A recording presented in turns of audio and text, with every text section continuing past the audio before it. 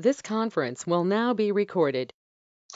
Hello, everyone, and welcome to my continuing series of videos for my master's program. My name is Viviana Marks, and today I want to talk to you about the major areas and functions of the brain. There are a lot of videos already explaining this on the internet, and this is going to be no exception. My goal for this video is to break down the major parts into digestible sizes so that when you're going about your day, you can think the parts of your brain that are helping you to move, breathe, or relax. This video, again, is for general psychology students or any students in introductory biology at the college level. So first, let's do a little bit of housekeeping. We'll look at the different cells that are in the brain and the central nervous system. We'll also talk about the shape, color, and the outer view of the brain. Finally, working our way bottom to top, we will look at all of the major structures of the brain, beginning with the brainstem. From there, we'll inspect the cerebellum and then into the forebrain, which consists of the diencephalon and the cerebrum. So first, we want to identify the cells in the brain. So alongside neuron cells, we have glial cells or neuroglial cells that are very abundant and can be found all throughout the nervous system, but they do not get excited. Instead, they maintain homeostasis and help to protect neuron cells. They outnumber these cells 3 to 1 in the brain, so they're very abundant and very important. There are 4 types of neuroglia cells in the brain. The most abundant of all of these are astrocytes, and they act as a jack of all trades. They're star-like cells that serve many purposes. They are the building blocks to your brain while a fetus. They repair brain injuries. They transfer nutrients from your blood to your neurons. They establish the blood-brain barrier. They act as a bouncer for neurotransmitters. They take in a lot of potassium to regulate action potential in neurons and maintain homeostasis in the brain. And they also communicate with other cells. So they are very, very critical to our central nervous system. Some of the other cells that are featured in the brain are oligodendrocytes, which form myelin sheaths and makes communication fast. We also have microglia, who are immune defense cells. The microglia are white blood cells that formed from bone marrow tissue and migrated to the central nervous tissue during fetal development. Finally, we have ependymal cells, which are filled with cerebral spinal fluid, and they line all of those fluid-filled cavities in the central nervous system. These cells have cilia, or like little hairs, that help with the flow of cerebral spinal fluid through the ventricles of the brain. So let's talk about what the brain looks like on the outside and then with a frontal plane cut. The outer squishy layer is gray matter, also known as the cerebral cortex. It includes 6 layers. And then inside is the white matter, which are areas of highly myelinated neuron cells, which we now know that thanks to those oligodendrocytes should be very good at communicating. Since higher processes need more neural connections, our body has developed ridges and valleys in the brain to help with synaptic neurons known as gyri and sulci. There are also major fissures or cracks that separate parts of the brain. The brain has essentially crumpled in on itself through evolution so it can quickly relay sensory information with movement. That way we can run from a big creature, we can talk about it to our tribe, and then we can plan for the next run-in with this creature. So let's begin inspecting the brain proper with the brainstem, which consists of the midbrain, the pons, and the medulla oblongata.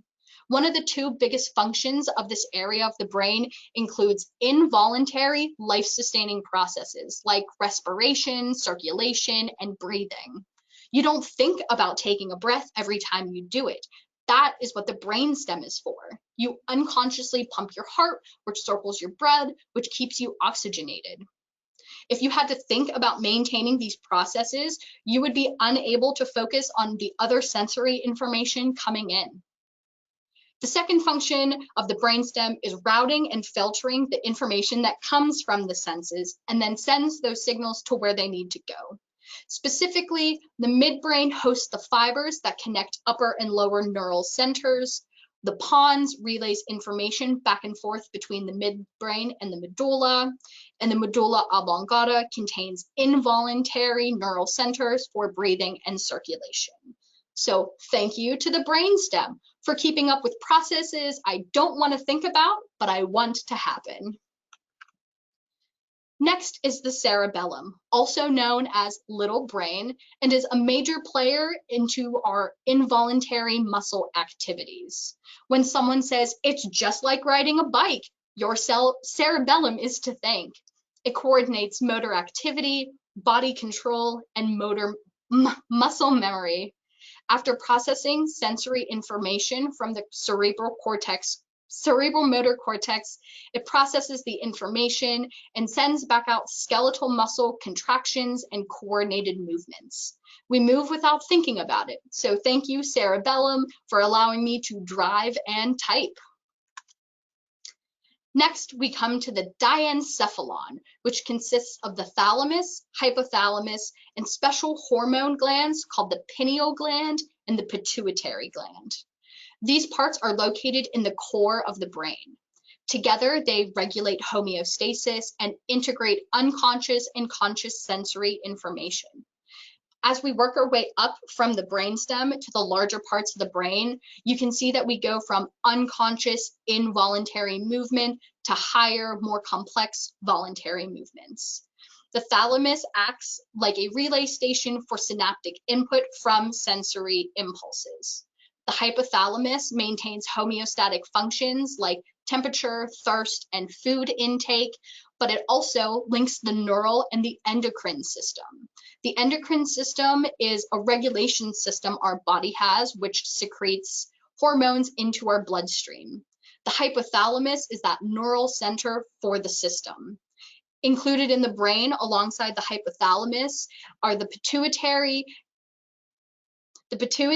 and the pineal glands, which produce and release hormones into the body. So thank you to the diencephalon for maintaining homeostasis and being the center for our hormones. Finally, we get to the largest mass of material in the brain, the cerebrum. Hank Green already made this joke, but do not confuse cerebrum with cerebro, Professor X's mutant searching system. The cerebrum consists of the corpus callosum, the basal ganglia, and the cerebral cortex. The corpus callosum is a bridge that connects the left and right brain. Each side has its own distinction, where the left is critical, logical, or mathematical, and the right side is creative and inventive. The corpus callosum makes sense of the information coming into the cerebral cortex and integrates it. Next is the basal ganglia, which includes the caudate nucleus, the putamen, and the globus pallidus. This structure is full of nuclei, or neuron cells that all have the same function. They initiate voluntary movement and play a role in posture and balance. Last, but certainly not least, are the lobes of the brain. You can think of the lobes of the brain and the bones in the skull as one-on-one.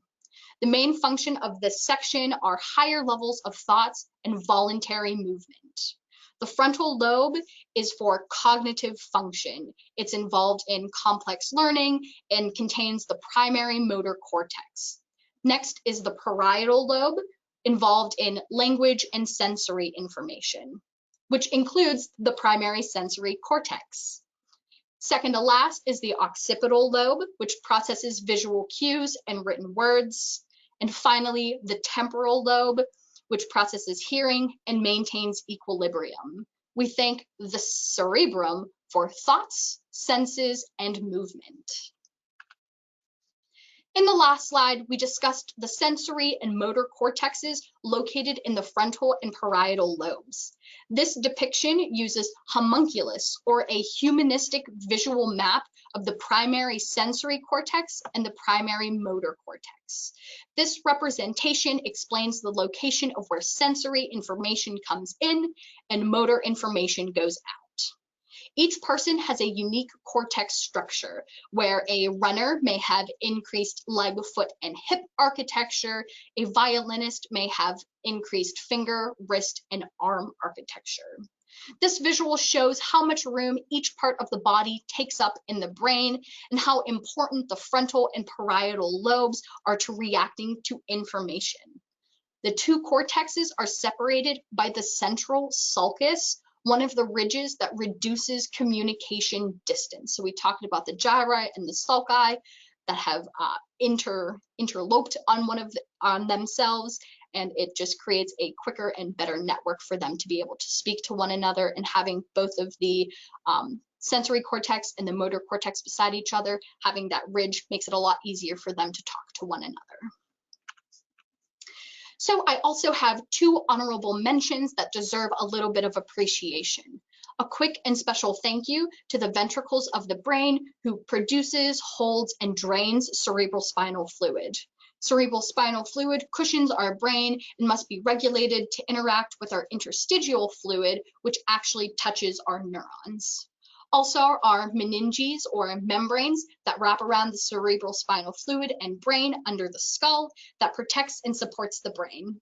Those include the dura mater, the arachnoid mater, and the pia mater. And by the way, mater means mother, which alludes to being protected. The brain is a vast network of capillaries supplying blood, neurons and neuroglia that send messages, and fluid that protects our brains from being thrashed around our skull. Starting from the bottom with the brainstem, we have involuntary movement and regulation of bodily functions. The cerebellum, which makes up about 11% of total brain mass, is involved in subconscious movement and muscle memory. Working up into the core of the brain is the diencephalon, which regulates hormones and homeostasis. Finally, the biggest chunk of brain, the cerebrum, which has the four main lobes with unique parts. The frontal lobe is thinking and moving. Parietal is language and senses. Occipital is visual, and temporal is auditory. Together, the brain and central nervous system coordinate conscious and unconscious activity. So if you're lucky enough to be able-bodied, a big thank you to each part of our brain that helps us function as we should. Thank you to my references that allows me to compile this information and relay it back to you. Thank you to Google Creative Commons for the use of photos without copyright. And thank you for watching these videos. I'll see you next week, Dr. T.